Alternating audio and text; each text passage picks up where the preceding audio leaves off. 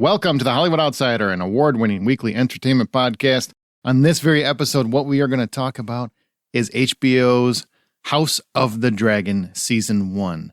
This is going to be a full-on spoiler cast. We're going to discuss the entire season, all the characters, and fun plot points, maybe even a few dances with dragons. Let's get on with the show.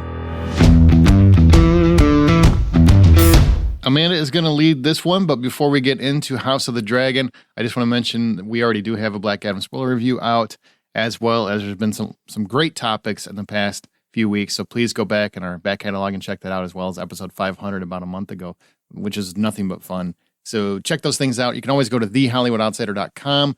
We're also on Patreon at patreon.com/thehollywoodoutsiders. My name is Aaron Peterson. Joining me today is my fellow Hope Amanda Sink. Hello, hello. Hello.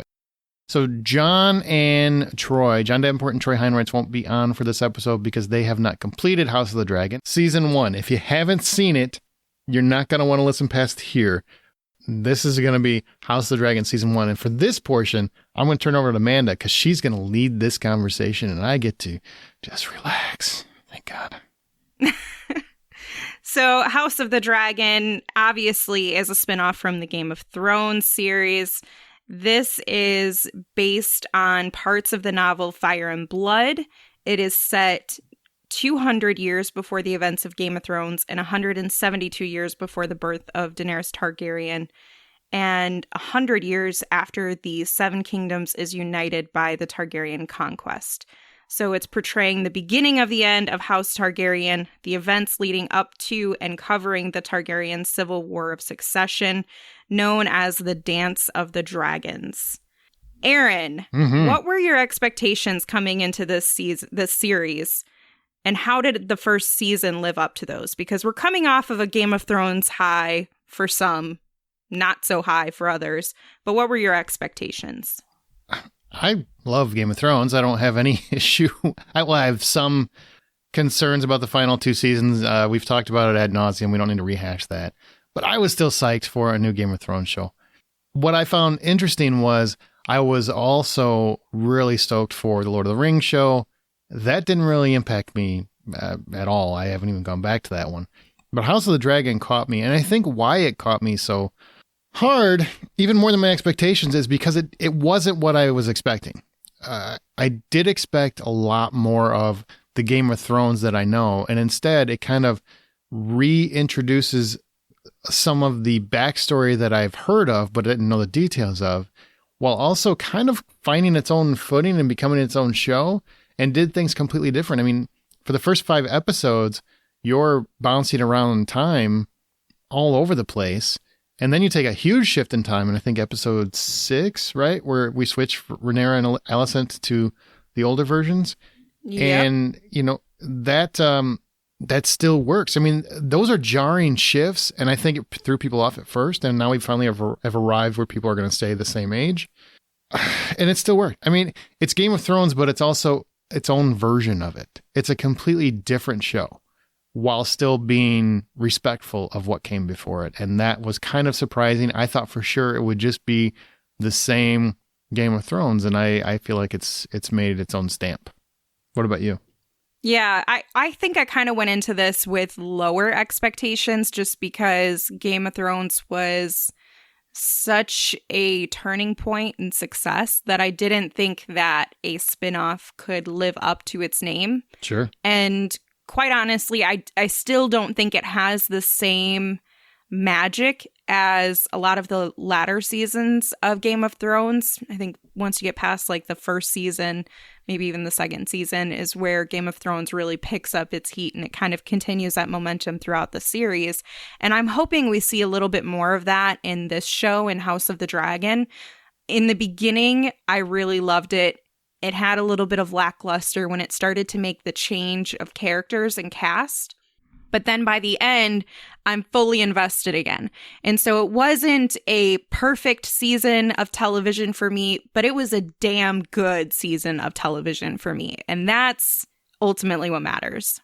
Yeah, I don't think it was perfect by any means. I mean, I can't tell you how few shows ever have a perfect season. Westworld season 1, and that's it. And Game of Thrones probably season 3 or 4, one of them.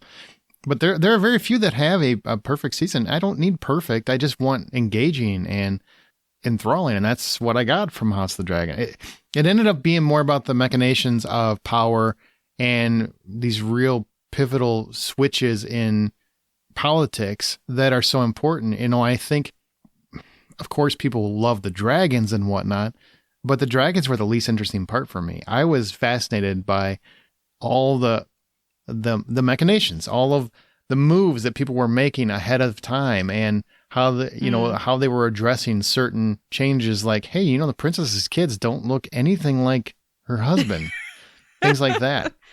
I mean, there were some things that took me out of it, and I think, look, I respect that they're trying to expand it for people of color. I think that's important for the show because this is a very fictional world.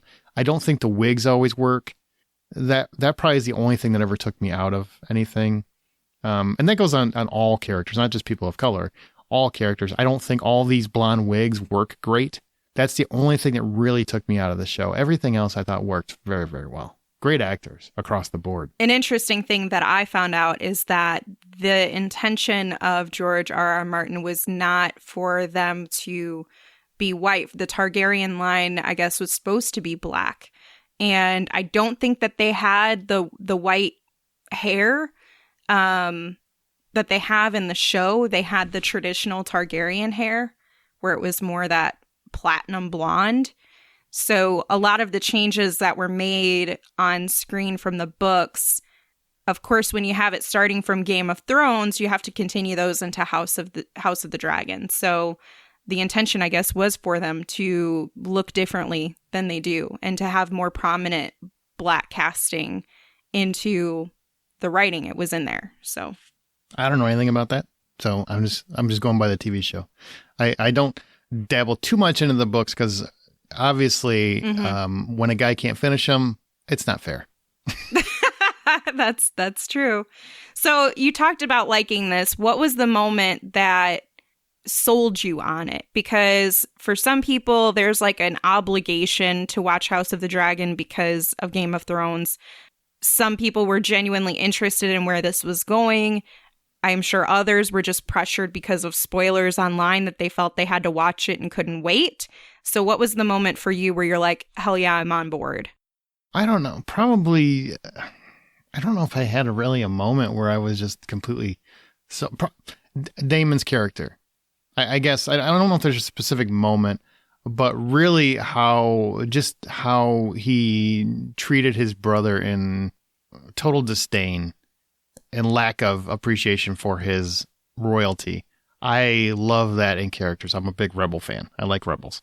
And just seeing that disdain in his eyes and how Matt Smith plays Daemon, and he's a masterful leaner. Like, I feel like that's half his character is just him leaning on shit. It is. He's just randomly leaning on walls and leaning on poles and leaning on dragons. He's just leaning all the time. But when he does, he's always got a mischievous look on his face, and it's with great disdain that he looks at many people. It's the character of Daemon as a whole. And in that first episode, I really feel like you need a character to kind of pull you in. And he was the character that pulled me in. Because I will say, like, the first episode, I wasn't sure that this was going to be as good as I wanted it to be. My expectations were probably too high at that point because I loved Game of Thrones. But Daemon was the character that kept me engaged and kept me interested. And then when I came to episode 2, and mostly because Daemon was involved, and every episode I was petrified he was going to be killed off. So yeah, I don't really have a specific moment, but I have a specific character. How about you? I have a little bit of both, and I will agree with you tremendously on Matt Smith and Daemon as a character too. And there were, I don't know if you watched like any of the behind the scenes, inside the episode recap things, but there was one episode where they talked about his character and the intention from Matt Smith to portray compassion and caring when Emma dies and Rhaenyra has to essentially kill or cremate her mom and unborn brother or baby brother. And that moment where he chooses to show compassion and he shows this difference in his character, I don't think that we would have liked Damon as much if it weren't for Matt Smith, because if this character was written to be more just kind of cold-hearted and didn't have those moments, we wouldn't have as much ability to root for him.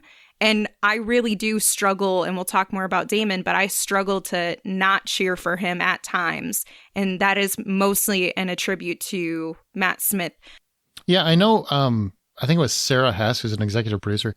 I remember she had kind of gone on record and saying, I don't understand how people find, like, are all supportive attracted of Damon because him? she thinks he's, attracted to him because he's an awful person. And I'm like, have you ever seen the show You? Because that dude literally kills people. And people are like, oh, he's so hot. People like just rebels, man. Good looking rebels. Find a good looking rebel and they're in. It's natural. People always date the wrong people. This is why. Well, and Matt Smith does look good in this show. I'll give him that. He's one of the few people, I will say, that looks better with the wig than his natural hair color. Oh, 100%. Yeah, he looks good with it. Well, particularly in the later episodes when he has like the shorter haircut, like the bob pulled back with like a half ponytail. That's where his moments really shine. Oh, it was good. Yeah.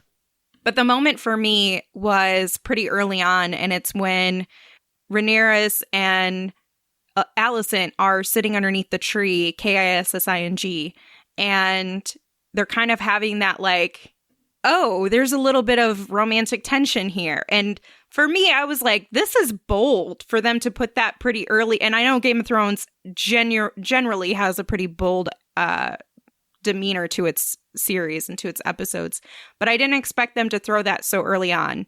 And from that moment, I was like, where is this going to go? I'm curious because these are younger girls and I wanted to see what was going to happen with these characters. And really, Millie Alcock is just such a tremendous young Princess Rhaenyra that I just am so drawn to her as an actress, and actually had a really hard time being able to separate from her no longer being in the show because we moved into an older Rhaenyra. Yeah, she was really good. That surprised me because when she first came on, I was just, I don't know about her. Like, I'm supposed to be following her. Is she that? And then I think it took me like an episode or two to really get behind her as an actress. But once I'm like, okay, she's a lot strong. She's a better actress than I thought. And she's much stronger than I thought as a character. So I could get behind her a little bit more. Well, one of the things that a lot of people complain about, or at least had some concerns about, is that there are a lot of progressive shifts in the stories because of the series of time jumps.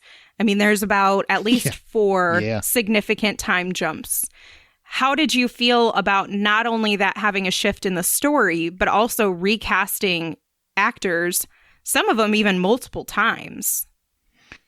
Yeah, I thought that was kind of a mistake, honestly. If I'm being honest, it was jarring. I feel like maybe the first season, what they should have done was maybe do the young actors. You know what I mean? Just do the young actors and get their performances completely down, and get those characters, and then kind of like as the finale, then you move into the next section. I think maybe they even rushed a little bit too much, just because, you know, I mean, it was jarring. There were times, there were a couple of episodes where I had to, after the episode was over, I had to look it up and say, all right, what was the time frame on this? Because it wasn't easily understandable. And I think, honestly, the first 2 or 3 episodes, because I'm big on when I'm watching a show, I don't want to read too much about it. I kind of want to just enjoy it and we'll see what happens. But it took me like the first 2 or 3 episodes before I had actually looked into it to see, okay, I'm not crazy, right? They jump time. Like they skip many years here. I'm not just an idiot. And I didn't realize they were doing that at first. And I don't think they did a very good job of explaining what they were doing. They would make mention in the show, but it was all very, very brief and subtle. And I feel like, okay, I mean, I'm pretty observant as a viewer. And if it took me a little bit to catch on to that, imagine like very casual viewers, they really probably, struggle with it. And then you go online and you'd see that people were really kind of irritated. They didn't understand why why is this happening? Why is his skin falling off? Why is this king just falling apart? I don't understand. It's been like 5 minutes. What happened to him? And it's because of the time jumps. Yeah, I wasn't a big fan of them shifting through time as much as they do. I mean, we're going through a couple decades in a matter of a few episodes, essentially. I mean, your third episode, you're jumping 2 to 3 years alone. And then they go 10. So it's like, it's like 15 years or something. Yeah. Yeah. And for me, I really struggled with disconnecting from the characters, the actors, and getting associated with the new ones. And that I think is really the problem that they faced with this decision, is that you're getting us to not just buy into the character, you're getting us to buy into the actors. And when you dismantle that, you're going to affect our investment in the show and our connection to everything. And now these characters don't feel like the same characters anymore. And it doesn't help that they did this multiple times, that we went through these time jumps so often. I really wish, like you, we would have had more opportunity to kind of flesh out some of those younger stories. But at the same time, I wonder, would they have had enough content to begin with? So maybe there was just a better way to introduce the younger stories than give us half a season of investment with them. I almost wish they would have, because the actresses are fairly young already. I wish they would have just gone with Olivia Cooke and Emma Darcy. I wish they would have just went with them from the get-go to a degree, because then I think it's a smoother transition, because a lot of the other actors kind of stayed the same, even though they aged up. Like Matt Smith, apparently Damon doesn't age in this show. He's a vampire. Yeah, apparently Viserys is just like falling off limb from limb, and he's losing eyes when nobody's looking. I mean, this guy's just falling apart like crazy. And Damon's just like, it's been 3 hours. What are you talking about? I just got out of the bath. So I think it was a little daunting. Plus, to have the two main characters be recast midway through the first season is a bit daunting. I think they got lucky with Alicent, because I think both actresses, Emily Carey and Olivia Cooke, did really, really well in terms of playing it very, very similar. But I feel like Millie Alcock and Emma Darcy, who play Rhaenyra, they kind of play the character way different. Now, that can be attributed to, some maturation. That can be attributed to just general growing older. On the same token, it was a noticeable difference where I don't think Alicent was a major difference in terms of who the character was. It wasn't as daunting as a task to follow their transition to the next age with her character. Yeah, I would agree. More than anything, this show is about multi-generational trauma, and that's why they're trying to introduce all of these different characters at different stages in their lives, and also primarily dismantling the patriarchy. This rebellion, the concept that one could not be elected as the queen and another could be named as such. And so how do you feel about these concepts? Are they becoming exhausting for you? Because it is very feminine, and it a lot of talk about like trauma and the way this affects people, and kind of even parents putting trauma onto their children and how that affects the family dynamics going forward. And we've seen that a lot in entertainment in general. So are you exhausted by these concepts, or do you feel like they did a good job of bringing them to light while also making it entertaining? Yeah, I need more dude shows, man. No, look, this is unfortunately still very true in a lot of political climates, right? Where, yes, females can ascend more than they ever have, but it still seems like certain factions are out of limits, like the presidency.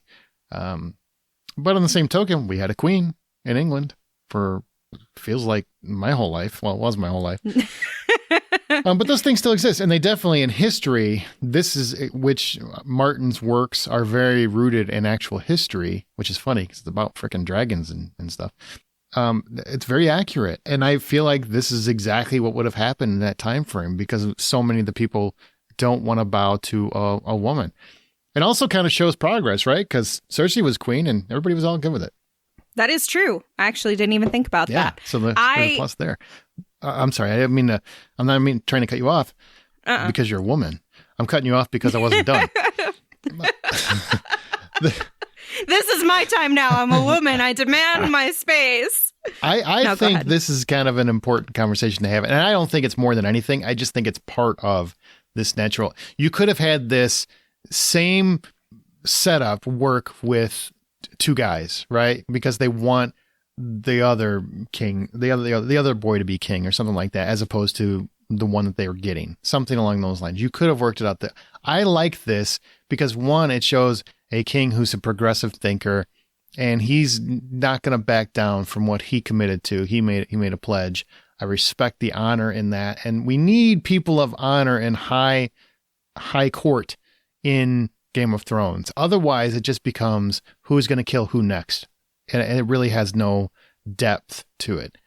So I really like that, and it feels like this is what would happen. Like, it feels like this is what people like Hightower would react. They would have plans in place to completely subvert whatever the king wanted because they want what they want. They want a guy to lead. Nobody's going to bow to a woman in this time frame. Nobody's going to do that. And I feel like that's the truth to it. And I don't feel like it's a bad thing because that's politics. Politics are shady all over the world, not just here. And people do shady things. They would have done something shady no matter who was going to be king, because people always want that power. Yeah, this feels like the unfortunate truth that even in our present year, 2022, that women breaking the glass ceiling is still a thing. That women in high-ranking positions are still essentially asked or have been attempted to get out of their positions or to not speak or to keep their thoughts to themselves and things like that. And this is an example of not just that, in my opinion, it's also about showing the challenge for someone who's young in rising to a position. And that's something that I personally connected with, where I'm like, hey, I was always that person where I was constantly underestimated because of my gender, because of my age, because of whatever. And here is this princess, somebody who is at the top of the top in the Seven Kingdoms, and she's also facing something like that. And it gives those of us who can connect to that story something to strive for, something that gives us a little bit of hope, regardless of how things turn out. And so I really appreciated that they make this comeuppance the equivalent of war, because sometimes it really does feel that way. And they also do that in a parallel with her and any other birth scenes, where they're comparing and doing a parallel of being a woman is pretty damn hard, and it's like going to war a lot. I know that the glass ceiling is always being broken. On the same token, it was only 100 years ago, a little over 100 years ago, that women got the right to vote. So, I mean, it's insane in our lifetime to think of that, like that was a thing, but it wasn't that long ago, so there's still a lot of ceilings to break, and there's still a lot of mindsets to change. And just think of how that would be in this era, where they're trying to completely, the king is essentially trying to say, you know what, I'm going to rip it off like a Band-Aid. We're going to be done with this hierarchy. It's going to be who I determine to replace me. And meanwhile, Damon's over there pissed because he's like, this should have been me. The whole time it should have been me.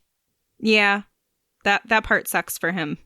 Well, let's get into the characters, and we can chat about any casting if it comes up in conversation. First and foremost, Rhaenyra Targaryen. From a young princess to queen, Rhaenyra's plight to successor is one of perseverance, rebellion, and justice. She goes through a couple flings and a marriage to Laenor Velaryon before she and Daemon reunite and grow the family beyond her bastard children with Mr. Strong. How do you feel about her character's trajectory, and more specifically, her decisions to have bastard children but claim them as true Targaryens? She's got cojones, I will tell you that. My God. That was a bold choice. I do, by the way, I love every time Aegon makes a strong joke. I think it makes me laugh every single time. I think that's bold. It's kind of insulting to her father, who really, really stuck his neck out for her by naming her queen, and then, allowing that to happen because it was kind of very flippant. I just thought it was very flippant and very cold based on her, because this is a time of and a place of stature. It's all about your place in life, your appointment, if you will, in the world. And she's been given a golden opportunity and like many young people, squanders it and wastes it and insults her parents by making some bad choices. Now, does she owe her dad to give offspring that match the Targaryen name? No, she doesn't owe him anything. She's allowed to live her life however she wants. But it is an insult to him, and it is an obvious slap in the face that everyone is aware of, and how he is completely oblivious to it blows my mind. Oh, he knows. He knows. I think he knows. I think he's in denial, though. I think he's doing everything in his power to deny it because he won't have that be said about his beloved daughter. And I would agree. As a father, I get that. You can push out the worst things your kids do because you don't want to see it. You don't want to picture that.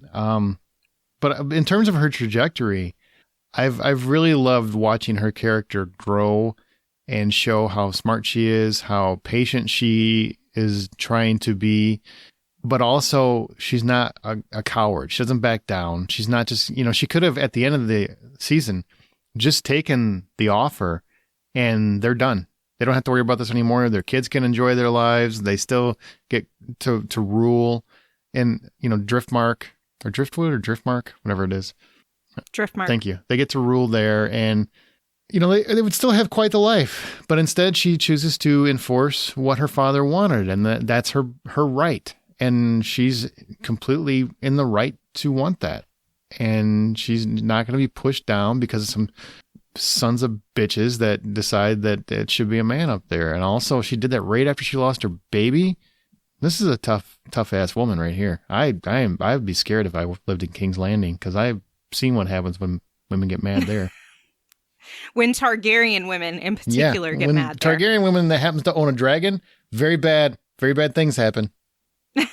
So one thing that I would say is that I don't, and we'll talk more about Viserys in a little bit, but I don't feel like he doesn't know. I think he knows. But the problem is if he says, yes, those are bastard children, or he allows anyone to continue that, he loses all ability to have his grandchildren have heir to the throne because they have to be blood relatives. We know that bastard children from Game of Thrones are not given they don't have the same power, and they're not respected, and more than anything, they don't have a true claim to the throne. And so I think this is Viserys's way of, I'm going to deny it and deny it and deny it because Rhaenyra is my daughter. She is 100% my daughter. I love my daughter, and I want my family to continue. And if those are her kids, those are still her kids, even if they're not, 100% blood. They are still Targaryen. I mean, they're her kids. They are. So they're still. Yeah.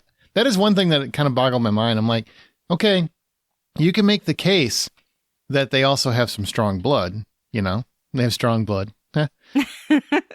But they also have that Targaryen blood. I mean, they're her kids. She is a Targaryen, so it counts no matter what. But they want that pure blood, I guess. Mm-hmm. She's a super strong woman and young girl throughout the entirety of the season. Mm-hmm. But the one thing that I would say that I took away from this show in terms of her plight is I think that the moment with Daemon was really a turning point for her. She didn't see it as abuse. Where he chokes her? Now, no. In the beginning where they have their little sexual fling. You have to keep in mind she's a very young girl at that time. And I don't think that, sure, it's more accepting for incestual things to happen, but for her to be such a young girl, that takes a toll on you. And I think for her, because of that situation and not recognizing it as abuse, a lot of times abuse victims go out and they become increasingly sexual and they have a higher, those are the ones who get called whores and sluts, right? Oh, I gotcha. Yeah. And so for her, I think it was A, about being rebellious and having control of her life, but B, I think that really unlocked something in her.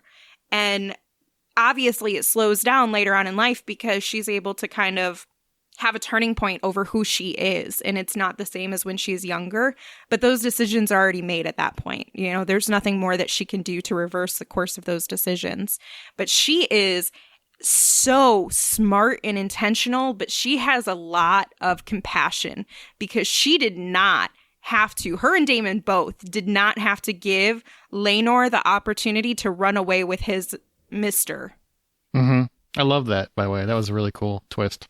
It was really cool. And she was so smart about it because it was compassion, but it was also, I know that people are going to fear me because the rumor mill is going to set us up for people to get scared of us. And that is, I think, just so smart of her to manipulate in that way. And unfortunately, that's politics is manipulating, really, being able to get people to see your side or see it the way you want it seen. Mm-hmm. And by the end of the show, or the season, she shows us that a woman in control does not have to be angry and emotional to get things done. And even though that's kind of the phrases that are turned out pretty quickly whenever you talk about any woman in any position of power, she's the only one who's not acting with emotion. She's the only one who is being patient and trying to find the best solution for the situation and thinking before reacting. And I love that so goddamn hard. I love it. Well, do you still love it even after they mama beared her and she's going to end up being crazy when the season opens for season 2? Yeah, I see. There's a turning point when you're a parent and somebody kills your kid. That's it's okay a turning then. point. All right, I gotcha. Then I think any man, woman, person would go crazy. Would you agree? You're a parent. You'd probably go crazy. There would be some asses, debts to be paid. Debts to be paid. Some debts to be paid. Yeah. I love that. This is not going to be played I'll be in court. perfectly honest. I would have killed Hightower right on the spot when he showed up at the end in the finale. Ooh, I would have loved that. It would have been right there. I would have sent him back die. as a corpse, a burnt-ass corpse. Well, let's talk about the king himself, Viserys Targaryen. A father, a king, and a husband, probably in that order. He meets his fate after years of battling the disease of leprosy. He was most devoted to Rhaenyra and sought to protect his daughter at all costs. He is a true one. Inevitably choosing his heir, Viserys never didn't experience consequences for his decisions. How do you feel about him as a king and a father? Well, first, shout out to Paddy Considine, because, my God, what a performance. That last episode he was alive in was... barely alive in, was just acting at its finest. I thought he better be nominated for an Emmy. Anyway, I admired him, especially in a show that gives you so few people to admire, which is funny. I feel like in this show, we have so many more people to get behind than we did in Game of Thrones at any given point. I don't know why I feel that way, but I feel that way. And it's probably, I think everyone is equally not good and equally not bad. Yeah, they're human, right? They feel more human, where I feel like Game of Thrones, especially as the show went on, it got more and more, well, I don't trust any of these bitches. They're all going to screw somebody over. But Viserys seems like, for the first time, we have a good and decent king. We have who Ned Stark probably would have been if he was king. You know what I mean? We have that good, decent man who is ruling over a kingdom and also trying to set up the kingdom for the future and make it more welcoming to everyone, including women. He just, and you know, he admits his faults. That never happens with rulers and dictators and people who are in charge. They don't want to admit they ever made a mistake. And he is more than willing to admit and be open to, I made a mistake. I overlooked you. I shouldn't have.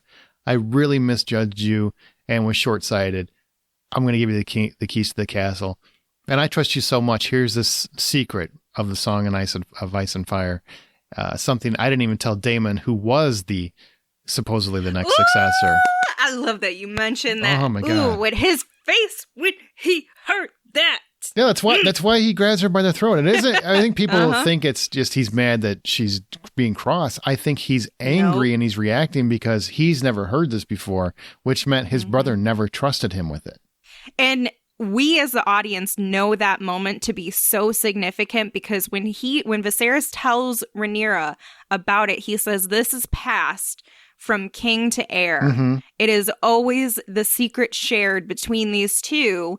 And he told her this long ago. If he had ever considered Daemon to be his successor, he would have shared this, and he never did. And Daemon realizes no matter what he did to try to impress his brother, Viserys was never going to see him as a potential king. Ever. Yep. Probably rightfully so. Probably. I mean, I think he's very mad that they married because I just feel like he knows Daemon is dangerous to have on that throne. It's painfully obvious. Yeah. He is quick to burn everything down. I think you learned that in the first episode. Just people like him so much, they stop remembering that. I mean, he was basically just torturing civilians for minor crimes to get the point across. He has no problem burning the whole world down to get his way. That's why it's so fun to watch. Oh my God. But back to Viserys. But back to Viserys. He's the king. He's the ruler you want. He's the president you want. He's the king you want. He's the whatever country you live in.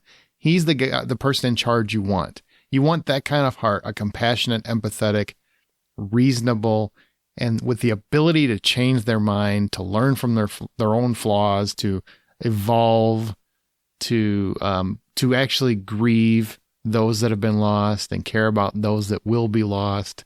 He's like a perfect ruler, which meant I'm surprised no one ever murdered him. Yeah, I thought that it was going to get to that, especially after he named Rhaenyra and then continued to not change that when Aegon was born. I really, really expected someone to try to just take him out, but I think they saw him as he was a peacekeeper. He was keeping everything united and together, and that's what he wanted from his daughter as queen, is to continue that. And unfortunately, no matter what, her being rightfully named or it being usurped from her, there was going to be divide. And he knew that, but he also knew that this was the best person for the job, if so to say. The thing I really struggle with his character, though, is he's perfect in so many ways, except for his nepotism. Like the moment, and it's probably one of my favorite moments of the whole season, but I really, logically, I struggle with it because I know that's kind of messed up. However, when he is on his deathbed and he basically crawls to the Iron Throne to be able to sit down and say, "This is what's going to happen. Sorry, Vaemond, you're not going to rule. You're not going to have Driftmark, and that's just how it is. And also, if anybody says anything about my daughter and her bastard children, I'm going to cut your tongue out." And the moment he literally is crawling, basically, to be there and support his daughter, which is what she asked for. And as a father, as a parent, that is probably the most impactful moment that he will ever share with his daughter. But as a king, it is a very flawed decision. Yeah, it is. It is very flawed because there could have been a conversation where it doesn't matter where they come from. They're still my grandchildren. They still are descendants of mine and have a rightful heir. They're rightful heirs or whatever. I don't know. But instead, he is willing to harm anybody who speaks the truth. And that's a concern. That's problematic. Well, he should have harmed Alicent. That's who he should have harmed. Because as soon as she drew blood, I would have put her out. I'm like, no, you're not my wife anymore. You just harmed my kid. You're out. That's not how we roll. Truly. Not how we roll here in the Shire. Sorry. Well, let's talk about Daemon, because there's probably not much left to say about him. We both like him. He's problematic, but despite his desire to win Viserys' approval at every step, he fell short in his brother's eyes. Daemon is manipulative, he's sacrificial, but yet he's still a loyal Targaryen. By the end of the show, by the end of the season, he's still by Rhaenyra's side. Mm-hmm. And honestly, I have to say I'm impressed with his ability to remain loyal. And when he steps up for her in her name as queen, obviously I feel like there are ulterior motives. This puts him as king consort. Mm-hmm. But it still is like, it feels like he's doing it because it's in his heart. Or maybe that's what I'm hoping for. That feels more like hope. I feel like there is a point to be made where sometimes when I've talked to people about this and they're like, Daemon, and I get it, man. I'm all Daemon. Hands in. Don't make him king, but I love Daemon. Mm-hmm. I feel like people are missing some of the important parts because he's very charismatic and he's very unwordy, which is that makes him even more mischievous in my eyes. I'm like, I don't trust anybody that never says anything. That's a little finger move. He's surveying the room. He's surveying the pieces in the room. And I still feel like he's playing her to a degree, that this is his best effort to get to that throne, because if he gets to the throne and then she's dead, he gets the throne. Even though I know the son would be the next, but because he's technically from Viserys' bloodline, I feel like there would be a loophole where he could seize power that way. And he would try to, yes, for sure. It would be the same kind of thing where there's machinations in place. So I do not trust Daemon as far as I can throw him. Even though I think he has true feelings for Rhaenyra, I still think he loves power more and he wants to burn some shit down. God, the things he will do to exact revenge and piss other people off. He is a professional at pissing other people off, and that's something I love about him. But I agree with you. He is also would be so dangerous as king because he is unrelenting, and his desire for revenge is more important to him than any sort of peace or compromise. And the things he's done, he killed his own wife. He had no problem bashing her head in because she called him some slander names. Yeah, but I did love that he killed Corlys's brother, right? Vaemon? Yeah. When he slices his head? That was pretty badass, where he's just like, it was. My bad. He can keep his tongue. I was like, oh! Such a good move. Such a good move. Yeah. Daemon, I think, is definitely the favorite from across the board. For sure. Let's talk about Princess Rhaenys Targaryen. She begins as one that's hard to root for, ends up being second only to one in King's Landing with no tolerance for a coup. Not on her watch. She begins her story as the woman who would never be queen and fought for her true right. And even though she didn't win, she still fought for a woman she hated for most of the season. I really did hate Rhaenys in the beginning. Why do you hate her? I get why she was bitter. I get it too, but I feel like she was taking it out on Rhaenyra for no reason when instead she could have just supported her in the beginning. She was bitter that she was given an opportunity that her own family had not given to her, but that's not something that Rhaenyra can control. And I felt like she was taking it out on the wrong person. By the end, I think she rights those wrongs and she realizes Rhaenyra is the one who is patient and calm and trying to keep things united. And that's why she tries to encourage Lord Corlys to support her as queen. But even that moment when she busts her big ass dragon from the dragon pit when they're naming Aegon. Yeah. The beast beneath the boards. And she comes up, she had an opportunity to kill and end all of it. And as we find out in the next episode, she chose not to do that because she said, this is not my war to fight. I'm not here for that. War to start. And it's not my war to start. War to start. Yeah. War to start. Yeah. She's willing to fight in it. You're right.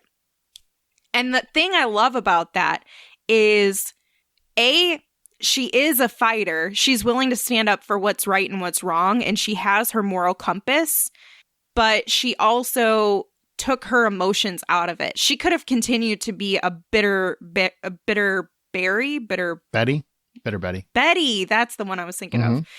A bitter Betty, but instead she chose to do the right thing. And that takes a lot, I feel like, to support and help someone that you've despised for so long, for decades, and give them support for something that you'll never get that you wanted for so long. Yeah, there's a couple of things I take away from her character. One, I admire that she didn't burn everybody, even though it would have made the series a lot quicker. Would have ended it right there, I think. I mean, no more. Yeah, there would actually short season. No war. That would be peace among the kingdoms, really. It would be very, very quick. So to a degree, I think she made a mistake there. But, that's her mistake to make. On the same token, in that scene, I got an appreciation for Allison. I was empathetic for Allison because you saw what was most important to her when she put herself in front of her son. She wasted no time. There was no doubt in her mind that her kids are the most important thing. But when is it Rhaenys? Is that how you pronounce her name? Rhaenys? I always say it wrong. Rhaenys. When she is talking to Rhaenyra and she's giving her support, I'm still the only thing I'm really irritated by is that Rhaenyra didn't pull her aside and have a mom-to-mom chat. Once she knew that she was on board with her, regardless of where it went, that's where she should have pulled her aside and said, look, I know you still think, because I would have in the back of my mind, I need to make sure this woman trusts me. I know what you think, that I killed your son or I played a part in it. He is alive. I know she told her that she had no part in his death. I would tell her he is alive. This is why he left, because I think she would understand. I firmly believe, based on everything we have seen from her, that she would totally understand. And by her not doing that, I think it's going to bite her in the ass at some point. Because remember what you already said, if you killed my kid, wouldn't you burn the world down? She's still got that in her mind, and that hasn't left. That's true. And all it will take is a little twist of a knife in some direction, and she will be happy to stab Rhaenyra. And also, it's in her best interest for her and her family, her children who are betrothed to Rhaenyra's children, for her to be queen. And then, if she got rid of her, she got rid of her. And then, then her child would become queen consort. I think you have a really good point there. I don't know that it's at that point yet. And I don't know that Rhaenyra trusts her enough to not uproot everything to try to find her kid. It might distract her too much when she needs her mind in the war right now. But I think you're right that she's making things more challenging by having a potential still enemy on her side, but behind her back. Yep, exactly. I think you're shooting yourself in the foot on this one. And the sea snake's right there too. And he's gonna, he definitely feels the same. He stated it. That's why it was an important moment, because they made sure to state it in the episode. And I feel like, it's gonna come back and bite her in the ass if she doesn't address this to some degree. She needs to address it. And keep in mind, her husband also killed his brother. So find some good graces here. That's true. Find some good graces, or it's going to bite you in the ass. So let's talk about Lucerys, a.k.a. Luke Targaryen, the second born child of Rhaenyra and Laenor Velaryon. More so, actually, Harwin Strong's child. But we won't talk about that, just as Rhaenyra doesn't talk about it. He meets his fate when Aemon's plan for an eye revenge goes awry. This was really sad. His fault. Oh, totally his fault. You're a stupid kid. As soon as you showed up, I'm sorry, I'm not trying. He is a kid, though. Let's remember that. He's a dumbass. He shows up and he sees a dragon that's 10 times his dragon size. He knows whose dragon that is. Get the frack out of there. Haul ass, man. Do not stay in there for 1 second longer. You do not need to. I'm just a messenger. I'm not here for it. Doesn't matter. You know this dude's psycho and you took his eye. Get the hell out. That's on him. Dumb shit. Sorry, continue. Definitely naive. And I think that was what Rhaenyra was so afraid of, is not only are her children becoming adult men in this war, but she's sending a very naive child out to do some royal business in a very dangerous world where a lot of people are out to get them. Yeah. And that was a mistake. You saw on her that part. in those moments. Yeah. Yeah, I think Jacaerys, there was a little bit more. I think he's older, he's more mature, he has more of an understanding of how to handle some of those situations. But I have to give a lot of credit to Luke because in all reality, he could have fought, he could have not stood his ground and said, I'm not here to be a warrior, I'm here to be a messenger, as his queen said.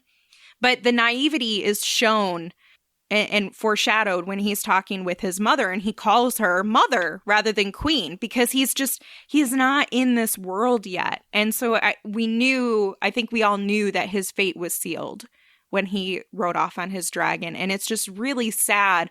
But damn, Aemon, his reaction in that moment was like, fuck, God damn it. I just messed everything up. My mom's going to be so mad at me. My mom's going to be so... It's Stu from Scream. My mom is going to be so mad at me. So mad at me. Yeah, that was... wow. That was a fantastic scene, by the way. That whole dragon fight. And you see the whole Jaws shot underneath oh, that was so dragon, cool. where his dragon's a little tiny. I mean, it's almost like, oh, so cute. And meanwhile, you've got Aemon's big ass freaking Jaws shadow going underneath them, and it's like, you dumbass, get out of there. You should have stayed down in those caverns for a long time is what he should have done, because that dragon never could have got down there, and he should have known better. But wow. And then they're both thinking they can control their dragons, and it looks like, tell me if you see it this way, it looks very much like Sirius's dragon and Luke's dragon was trying to basically defend itself against Aemon's dragon, and that's why Aemon's dragon went and ate him, right? That's how it seemed to you. It didn't seem like... Yeah. Because I guess some people are saying in the book, and I don't really give a shit about the book because I'm not reading them. I don't care. It's what I see on TV. I'm all done with the Game of Thrones book reader thing, where I know what's coming. I don't care. I'm going to watch and see how it plays out, because obviously, it can change. And they've changed a lot of stuff from the books. But in the book, apparently, it's more straightforward murder, the way that I'm understanding it. But here, that's what I've heard too. Yeah, but that's not what we saw, so it doesn't matter here. It doesn't count. Mm-hmm. Here, it was definitely an accident. Or not so much an accident, but an unwanted result from bullying. Yeah, which is ironic because Aemon was bullied himself by his siblings. Sure, absolutely. Well, that's what happens a lot of times with bullies, is they become bullies. You either... you learn from it and grow from it, or you expound on it. And that's what he's done. He's become worse than anything he experienced. That's pretty typical. Yeah. Yeah, absolutely. But it's just really sad fate for this kid. It was a sad fate, but man, it was badass, wasn't it? I mean, it was badass. It was a really cool sequence. Dragon chomping action. That was great. Well, and honestly, could you have had a whole season of a show that's a spinoff of Game of Thrones without having a dragon battle? Come on. Well, yeah, I think it took several seasons before we ever got one. But my God, now, yeah, you gotta... It's called The Dance of the Dragons is the book it's based on. I want to see some dragons dancing, and that's what it's looking like. Plus, we got to see another Mamba Jamba dragon. And we've heard about other dragons that are even bigger than that one. So, I mean, I'm looking forward to what comes next. It also shows that dragons aren't as controllable as we've been led to believe in this show. Yeah, that's an interesting part, too, because the thing that Daemon really keeps going back to is we're Targaryens. We have dragons. We rule dragons. We're the rulers of dragons. And it's really quite opposite. It's really... dragons are tolerating you, and you have the ability to control them if you have a good relationship with them. But I don't feel like... Aemon pretty much stole that dragon. To be able to have Vhagar, which is the biggest dragon in Westeros, I don't think he fully understood what was happening. And also, when a dragon is attacked, don't you think it's going to want to defend itself? And so these two going back and forth is just, you're going to have a bad outcome. You can't sit there and say, no, listen to me. You don't have that bond yet. You're still young. I mean, think about it as even if it were dogs, you can't control that situation. You know that there's a potential for a bad outcome, and that's unfortunately what happens. But I love the moment on Rhaenyra's face. I love Daemon's soft compassion to telling her, and I love her face when she turns around. She has her moment of like gut-wrenching grief in a way she's never experienced grief before, despite losing an unborn child, her father, all of these people. She's never known this type of grief. And she gets her shit together and she turns around and man, the look on her face. She is ready for war. That was so good. So good. Yeah. It's a brutal death. But again, as soon as she lets them go off on their own, you're like, oh, well, I know he's going to bite it. Because the other kid's pretty strong. I think he'll be fine. Plus, as soon as, well, it's only a short flight away. You'll be fine. I'm like, oh, he's dead. He's so dead. Like, this is just, he's going to go so horribly. I didn't think it would be by a dragon chomping. I thought it would be as soon as I saw Aemon dude, and there. the little pieces of the dragon that were flipping down through the clouds. God. That was so sad. That was brutal so and sad. But speaking of the other sibling that's notable, the oldest next in line to be heir of the Iron Throne, Jacaerys Targaryen. He is the eldest of Queen Rhaenyra's children. And he's been a little bit more, I feel like, sheltered off screen, more so than most of the children that are supposed to be prominent to us. But I really appreciate that they've set his character up to be very, I'll do it, I'll take care of it, just very forward, willing to do things, willing to stand up and say, I will do this. In the moment when they're trying to figure out what to do about things, he's smart and he says, no, hold on a second. Let's not send this by a raven. Dragons are faster and they're scarier. Let us do it. And I think he was prepared for that. I don't think that Lucerys was prepared for it, but I do think Jacaerys was prepared for that moment and to be a rider on a dragon. But honestly, we have yet to see the full outcome. Yeah, we do. But we did see Jacaerys go up against Daemon too, which was quite interesting. And also you got to see Daemon once again be badass and be like, look, bitch, I understand who you are. You're not going to tell me who's in charge. You know, he just doesn't give a rat's ass. But he's not stupid enough to insult him outright and get himself killed. But he's smart enough and forthright enough to be like, don't talk down to me. I'm not going to listen to this shit. It was also, I kind of felt bad for him for Jacaerys, because he's trying to do the right thing and say, this is what the word of the queen is. But Daemon is so damn smart and he just turns around and he repeats to those around the table and says, oh, this is what you're going to do. And they're like, all right, this is what we're going to do. Total stepdad move. That's a kid coming in like, you're not going to talk to my mom that way. I just did. Smack. What you going to do about it? Yeah. Step up. Let's go, boy. Step up. That's what he's doing. He's making that. It's basically a stepdad move. Step up. Let's go. All right. Exactly. That's what I thought. Speaking of some bold folks that come across in House of the Dragon, Alicent Hightower. She begins her reign of terror mostly as an innocent bystander before her father pushes her into this royal standing, destroying her friendship or flirtationship with Rhaenyra. She goes on to mother children with Viserys, sells feet pics for information to Larys, Lord of Harrenhal, and usurps the throne from Rhaenyra for her son Aegon. I don't feel like it's intentional. I really feel like she just misheard or misunderstood his last words, but the way she's handled it has really pissed me off. Viserys' words? Yeah, I mean... Yeah. Honestly, I kind of wish they wouldn't have thrown that in there, but I guess they did that so you could still have some empathy with Alicent. Yeah, I think that's what it is. Yeah, that felt very writery. Which is, we're going to make her hear, but nobody else heard it. Because I don't think it would have changed any of the events that happened if she hadn't heard that. It just would have changed her belief in it. Because they still had these plans in place. They were going forward with them. Whether she wanted them to or not, I don't think it mattered. I am not on the same board as you are. Because, I mean, just by the way you wrote that, her reign of terror, da-da-da-da. I am very I am very empathetic. I don't like her. No, you don't like her. I am very empathetic to Alicent. I don't feel like she has done anything necessarily wrong. I feel like she very much respects the position that she's in. She believes in duty and honor, just like Rhaenyra does, but she takes it more seriously.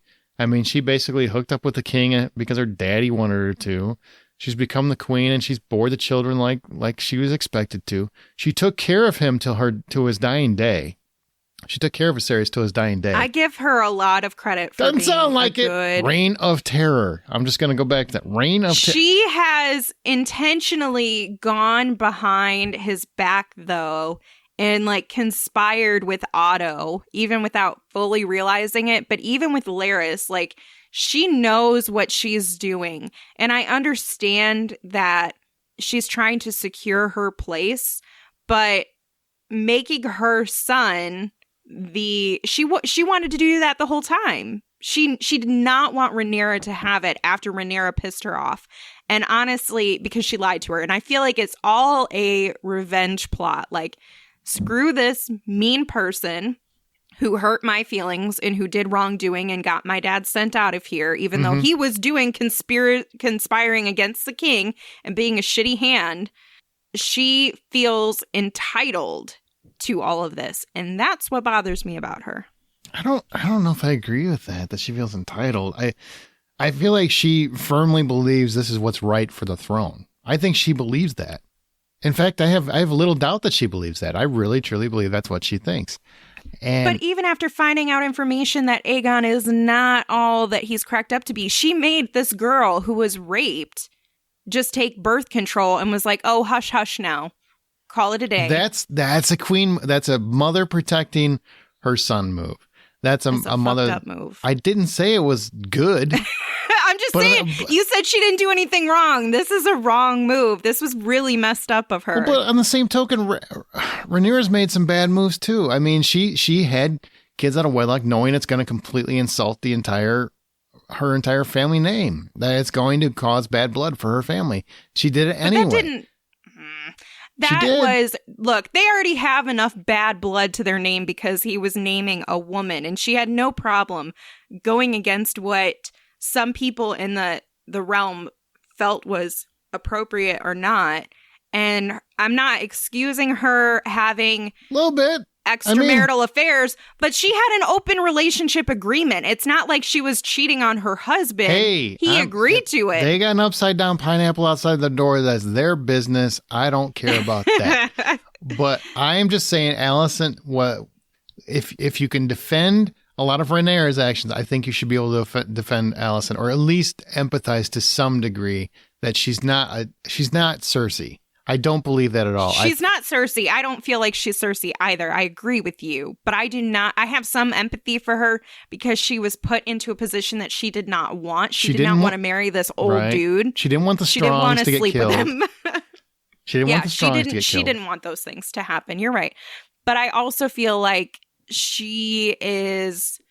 her festering about what her dad's words, I feel like really more than anything have gotten into her head. Sure. And now she feels like she has to find security for her and her family at any cost.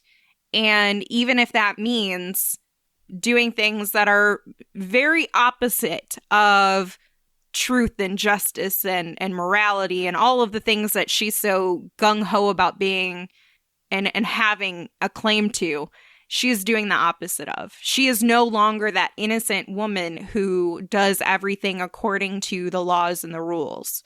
She's not. She's not an innocent person anymore. And I think that's part of what bothers me, is that she tries to act like she's this innocent woman, but she's really not. The biggest moment of empathy I had for her, or I had like a rooting moment for her, was when she came out in that green dress. She said, "You guys want to lie to me? I'm going to show you who my loyalty really belongs to." Badass. And it's the Hightowers. That was badass. I love that moment. I thought she's like, I'm done being talked down to. You know, I'm just and done. She didn't even have to say anything. She just walked in her dress. She had her, this was a very, very beautiful moment for her character. And I really give a lot of credit to Emily Carey because she was such a quaint character until this moment, and her head was so high and proud, and the way she looked at Rhaenyra when she said, "Congratulations, stepdaughter," and I was like, "Ooh, the shade. You go, girl."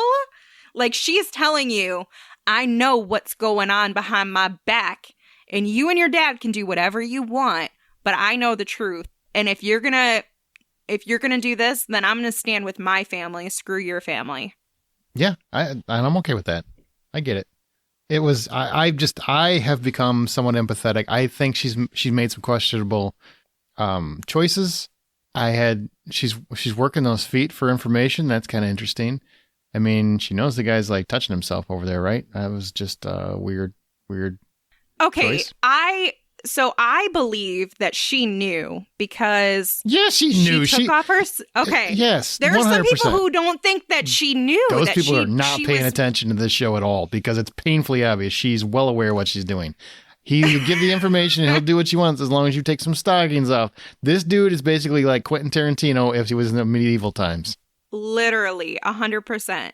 And this is where I feel the most empathy for Alicent is she is so alone that she has had to rely on Mr. Humpback of Notre Dame to give her information so she can feel like she's, I don't know, included, like she has information that a queen should have. Yeah, that's true. That she has some sort of power. And she has to do it by selling feet pics. And I feel really bad for her because even though he's not physically touching her, it's a form of assault still. You know? She's doing it willingly. It's really messed up. No, she's doing it willingly. I mean, she's totally like, this little piggy went to market. Give it to me. I mean, so she's working went in all the way home. But this is she's had to degrade herself to get information. Where Cersei, hundreds of years later, just beckons to her servants to go talk to the little birds. You know what I mean? She doesn't have that access, and it's disappointing. Disappointing. So she's trying to. And that's where I feel a lot of empathy for her. She's very alone, and she's alone because. Well, Otto has his own faults. He chose what he chose, but partly because of the lies between Rhaenyra and Viserys. Right. Yeah. But let's talk about Otto. Oh, Otto no, is... this dick. Jesus. Okay, this bitch, you fired. You are fired. Hand of the King, removed from his post when King Viserys learns that Otto has been masterminding a plan to remove Rhaenyra as heir. And of course, he finds his way back. That's on Viserys. I hate this man. That's on Viserys.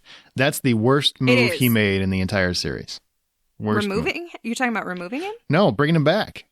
Bringing him back. Bringing him back. As soon as, he knew he wasn't loyal before. Don't chance it again. I don't care who his wife is. But his wife is very supportive and he had faith in her. And yeah, that's what happens. Oh, the thing that bothers me about him is not that he's a conniving asshole, but the Hightowers from Alicent they're kind of trying to portray themselves, even Otto, as being faithful to the laws of the land and like how things are done and we're doing things right. But his number one priority was supposed to be protecting the king and serving the king. And he fell very short on that. He did everything he could. I mean, he was having Rhaenyra stalked to try to find some sort of information he could use to get her out. And that's what he was trying to do. He is the one who started the rumor. Mm-hmm. Mind you, I think we should point out, because some people didn't know this, that rumor, where he got that information, the White Worm, that was Daemon's little side chick that he had for a while. Yeah. Not Mysterio. I don't remember what her name is. Mysterio? That would be great if Jake Gyllenhaal showed up. But that was a fun fact that I guess a lot of people didn't catch, is that White Worm connection. So Otto gets that information from basically like a scorned lover. And he's like, well, I'm going to use this information to my ability. She also gives a nice little subtle threat. Like, if you do me wrong, it will be the will of the people to take this down. You know, yeah. I mean, she's basically saying the people give you the power that we allow you to have. Oh, I loved that moment when she meets with him later on. Mhm. And they're trying to, the competition to find Aegon ensues. And That that's when little she piece of threatens shit. him. And that's such a good moment. The day that Hightower dies is going to be akin to the Littlefinger death. It's just going to be one where we can all applaud. So I hope they do it 100%. spectacularly. I hope it's brutal, and I hope he doesn't see it coming until the moment it happens, and I want to see the realization in his eyes. I hope his daughter does it. Ooh, I would love that. I would love that. That's what I want to see. I want to see her really take ownership of everything. And I hope she does it to I don't know, support her son or something. She does it for her own family reasons. Mm-hmm. Speaking of Aegon. Where she finds out what he's been doing, and she's like, oh, I can't have this anymore. Loyalty, justice, all of the right things. Yeah, speaking of Aegon, our emo Gerard Way replica, who black paraded his way to the throne. Well done. Well done. Thank you.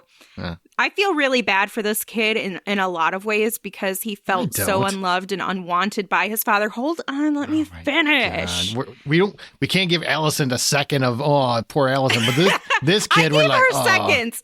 I gave her seconds. I'm just getting this out of the way because I don't like this kid at all. I do feel moments of sorrow for him because his entire life, everyone around him has been saying, no, you should be king. And his dad's like, probably not, actually.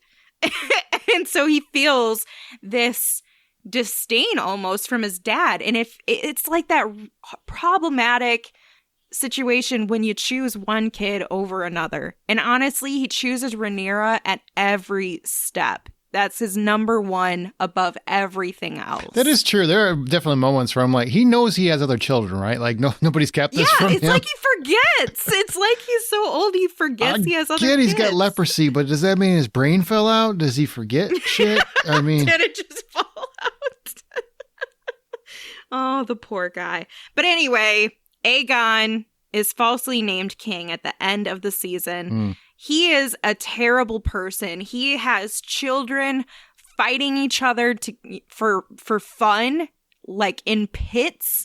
He has little children, little bastard children run around all over the place because he's such a whore, apparently, as they say.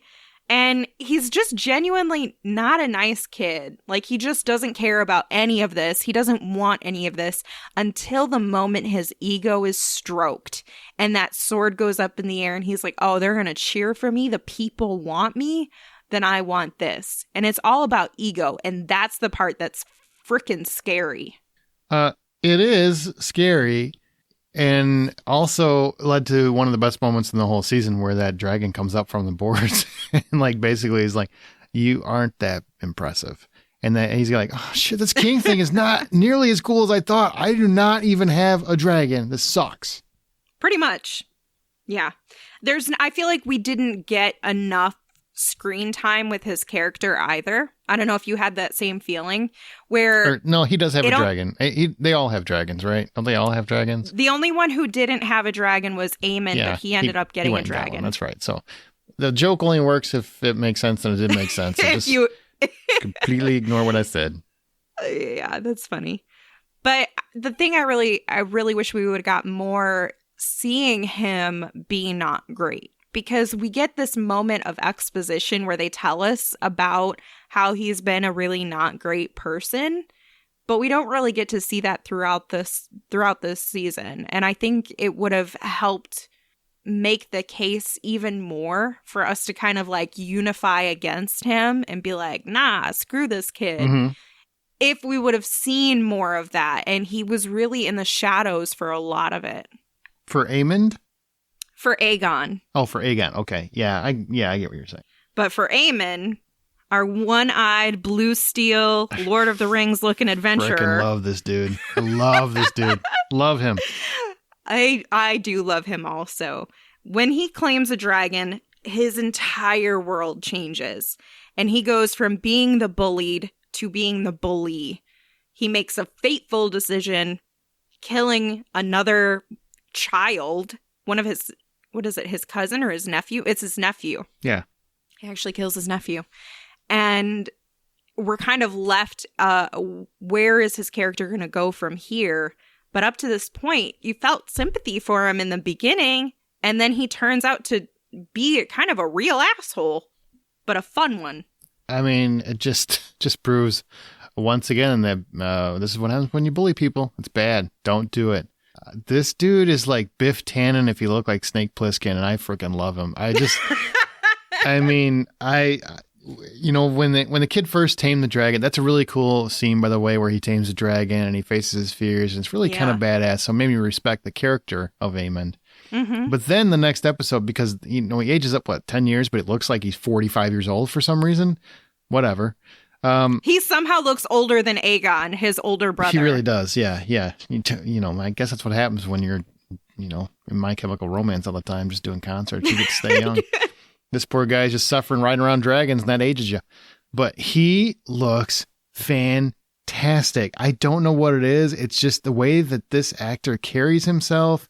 It's the way that he goes about his mannerisms and how sly and subtle he is. It's very... I mean, there are a lot of people that say he looks a lot like Daemon. I mean, is he really Daemon's kid? And And there's a moment where he looks like him and he acts like him. Ewan Mitchell is the actor who plays a more adult Daemon. Good. He is so good, and I feel like he's doing that because when you see that in that moment where he shares screen with Daemon, the Lord Strong joke moment where they're having the wonderful meal that goes horribly south, and. They share a look, and I feel like that was almost a look of admiration, like he looks up to him and who he is, because he very much is probably a younger version of him. I mean, he's become a strong manipulator. He's very intelligent. He's very informed. He's a master fighter. He's an outcast and kind of a black sheep in the family. Exactly, all of those things. He's got this bitchin' blue eye or whatever. He's just, man, I think he's only been, 3 episodes? I mean, it hasn't been that many that they've actually had the older actor. I love him. I absolutely love him. Like, every time he's been on screen, I have just been enamored with him. Like, he's right up there with Daemon, and he's been in there a third of the time. That's pretty impressive to me. That's actually a really good point. I hadn't considered, he's only been in 3 episodes, and he really is become... he's a character that I want to watch every moment that he is on. An actor he's that, where I want to see what he's going to do. He's that villain you freaking love. You just love. And even when he realizes, oh shit, I just got my nephew killed. Even that, I think he played just beautifully because he looks really regretful, and he's got the, oh man, I'm going to have to talk to my mom when I get home. I mean, he just has the whole vibe down. Like, he's very much like a bullied kid who became the bully, and he pushed it too far, and it's too late now. And that's one thing about him that I think they're trying to make him redeemable, because they could have made it where he's like, whatever, and he brushes it off. He shrugs his shoulders and he says, that's what you get. A little bit more than an eye for an eye. But instead, we have this still kid. I mean, all of these children are 17 to 20 age range or so is supposedly. And for that age, I'm just very surprised that he has still some sort of regret in him for what he's doing. Like, he did not mean for it to be that bad. No. And that makes him somewhat redeemable. So good. He should have fed his dragon, honestly. What do you feed a dragon? I mean, I feel like they would eat a lot. So nobody ever addresses that. What are these things eating? Real quick, we should talk about Helena, just very quickly. Ironic, considering my... She's a red witch, man. She's a red witch. She is! This chick knows the future. Yep. Pay attention to her. Nobody's listening to her. Nobody's listening to her ever. Why? Seriously. She knows things, my guy. So when we get into season 2... one of the things I'm going to do is pay attention to every goddamn line that she has, because she obviously has tricks up her sleeve. She knows what's going on. The beast beneath the boards, and then the dragon comes out. Like, it's happened in multiple episodes, and some stuff she said in one where it came true like a couple episodes later. I'm like, oh shit, I need to start paying attention to what she says. Mm-hmm. Our last character that we're going to talk about is Sir Criston Cole. Oh, this dick. Oh boy. The man who went from an honorable protector to psychotic and unstable. Criston has shifted his allegiance to Alicent by the end and will stop at nothing to see Rhaenyra suffer. I don't like him, and I loved him in the beginning. I love the dichotomy because he had so much honor it broke him, I guess. I mean, because he's having this whole honor conflict, and I'm like, by having the affair, you weren't being honorable. You already broke your oath, so shut up. Like stop being a whiny bitch. He is quite whiny. They've made he seemed like such a stoic, honorable, like just a genuinely good person who was trying to do everything right. People thought he was Ned Stark again. Yep. Wrong. He thought he was Ned Stark. And I think in some ways he thought he was too, but it's one of those things where he just snapped. Like the way, I think it hurt him and messed with his mind so much for him to be so dishonorable because he obviously loved her. And that's why he was willing to fool around with Rhaenyra and tried to be with her and tried to swoon her away.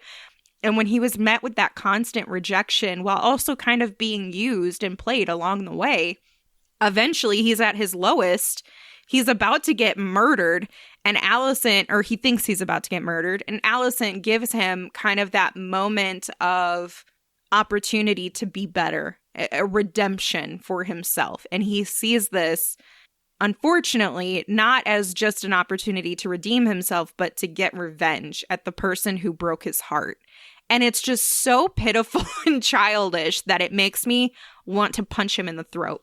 Yeah, I mean, well, I've got two issues with that character as a whole. Number one, so he can beat the shit out of Laenor's guard / boyfriend, but nobody knows that. They just think it's his bodyguard or whatever. Beats him to death in the middle of a wedding reception, and he still is employed. Like, Rhaenyra doesn't go, okay, we should probably send him away. He's obviously unstable. Instead, he's obviously unstable. We just let him, because if I'm the king, well, he seems a little rash. If I'm the king, I wouldn't want that guy anywhere near my wife. That dude seems like an obvious lunatic. So yeah. I don't know how that even comes to pass. And also, I don't know, I wouldn't let him near my kids if I'm Rhaenyra. So, there's some of that too. Yeah, and I mean, at this point, what can you do? She can't escape him because now he's with the queen. He has the queen's guard. Yeah. And he almost killed himself. He wasn't almost murdered, but I guess they might have almost murdered him, and she gave him a pass or whatever. But he would have been murdered had she done like normally. Sure. He would have been hung, I think, for that. But she gives him some grace. And probably should have. If I run the kingdom and you're killing the guests, I have a problem with this. That's the part that he should have been murdered for, not for him sleeping with the princess. Yeah, I don't blame him. Go live your best life, brother. I get it. But on the same token, don't kill the guests at the wedding reception. That's frowned upon. It is. But you know what? There's got to be some bloody murder in a Game of Thrones wedding. There does, but that's just how it is. You got to have reasonable repercussions too, and that one is, I think, for a lot of people, was a big stretch. Like, why is he still here? That was too far for him to still be employed anywhere near the king himself. Despite him being the only one with real battle experience, I think in most normal situations, they would have been like, let's choose the runner-up. Well, let's find our next best. That and the fact that why on earth would you ever want someone that just did that next to my daughter and her husband, who it was his guard, you just beat the shit out of to death? Mm-hmm. That's just. Yep. I think it's a weak story point, personally. Yeah. So let's do just a couple rapid fire questions. Okay. Who is your favorite character Daemon. Of House of the Dragon? Same. But I love him. Aemond is pretty close, honestly. It's because they have the same thing. It's like something about their personality where they're like, I think you coined it as mischievous. They're both mischievous and fun and like very sleuthy. And we love that. I love characters where I cannot predict what they're going to do. And those are the two. Plus, I love leaners. There's something about leaning that I'm into. And it does feel badass. What is the best moment in the first season? In the entire first season? Mm-hmm. Probably the strong moment where, because I did not catch why it was so offensive at first when he starts talking. Let's raise our glass to these strong boys, and I'm just like, why are they so pissed off about this? Like they're reacting very negatively. And then I'm like, oh, that guy's name was Strong. And then I rewatch it, and it just has so much more punch once you get it. And it's played magnificently because he does it so underhandedly and subtle. So that's my favorite overall scene. My best moment, my favorite moment is, and it's just because it touched me in my heart, is the father-daughter moment where Viserys walks down so good. to the Iron Throne. It's the only time, apparently, someone on the internet had looked and found that he had been cut pretty much every other time he sat in the throne, except for this time. He didn't get hurt. And he just cripple walked his way all the way to the end. And he made sure that no matter what, even when Alicent came up to him and was like, you need to take meds for the pain, he said, no, I want my head to be clear. Mm-hmm. He was so intentional that he was going to be present and be the father that Rhaenyra was asking for. And I just feel like that is the biggest dedication of love and parenthood that you could ever ask for. Yeah, I remember watching that going, yep. Because I remember when she asked him for that, the first thing I thought of was, I would make a statement. You have to make a statement, because she's right. She's not wrong. She's absolutely right. You have to make a statement. And that was such a beautiful, beautiful scene. Like I said, I think he was phenomenal in that whole episode. He was just absolutely phenomenal. But you're right. That's a pretty fantastic scene. So I should have probably said that, but I'm glad you brought it up. That's all right. I'm here to pick it all up for both of us. What's the threat or character that is leaving you wondering what happened or what's going to happen the most? Probably.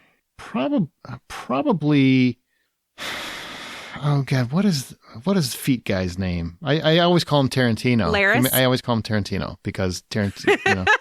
It's Lord Tarantino. Lord of Harrenhal. Okay, so Lord of Harrenhal. Whatever he's gonna do next, because he's the most.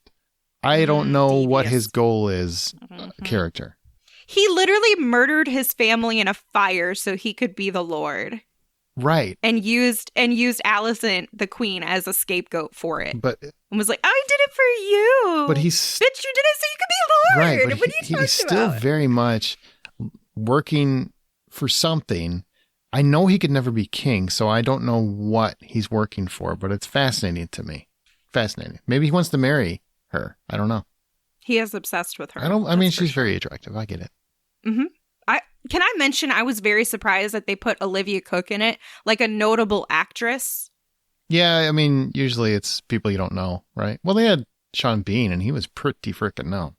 No, and everybody should have saw his death coming because it's Sean Bean. Brief. So that's fair. The thread that I'm curious where it's going to go, aside from the most obvious ones, is I'm curious what's going to happen to Aemon and his dragon Vhagar. I'm curious because you can't do anything to punish the biggest dragon in Westeros. But I'm curious what's going to happen if he is going to be allowed to keep that dragon, because he technically, I don't know if it's technically or not.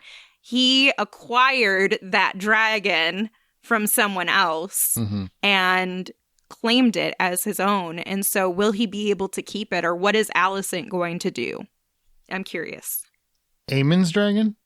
Yeah, after he killed Aemon's dragon is Vhagar, after he killed Aegon. Is that confirmed? Or not Vhagar Aegon. is the biggest one? Yes, in Westeros. Okay. I bet you there's another one that's bigger. I bet you there is.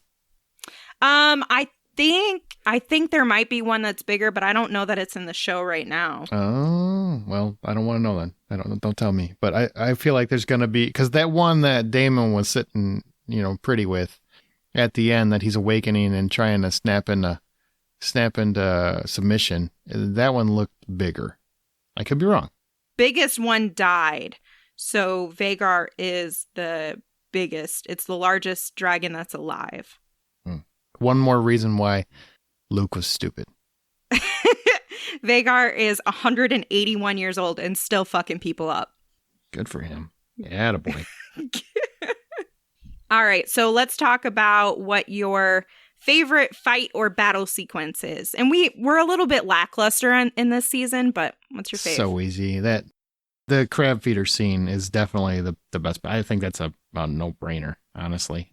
It's crab feeder scene was awesome because he goes on a suicide mission. It's basically a kamikaze mission. Daemon just goes on because that's how stubborn he is. He's not going to take his brother's help.